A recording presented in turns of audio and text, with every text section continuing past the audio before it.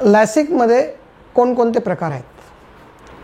तर LASIK surgery जसं तुम्हाला माहिती आहे की हा चष्म्याचा नंबर कमी करण्यासाठी केलं जातं. याच्यामध्ये एक स्पेशल मायक्रोकॅरेटोम ज्याच्यामध्ये ब्लेड असतो त्या मशीनने कॉर्नियाच्या वरती फ्लॅप घेतला जातो आणि मग लेझरचा मारा केला जातो व कॉर्नियाचा शेप चेंज करून चष्म्याचा नंबर काढण्यात येतो आणि 99.99% लोकांमध्ये हा कायमस्वरूपी निघतो.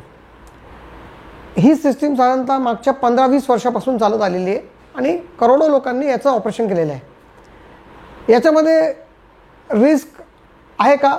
तर थेरॉटिकल रिस्क आहे. 99.99% surgeries are very safe in LASIK now days.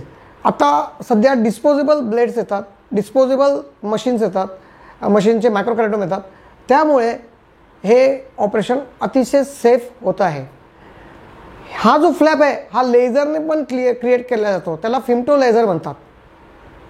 तर फिम्टो लेझरचा या स्टँडर्ड लॅसिकवरती काही ॲडव्हान्टेज आहे का नाही हे आपण नेक्स्ट व्हिडिओमध्ये बघूया.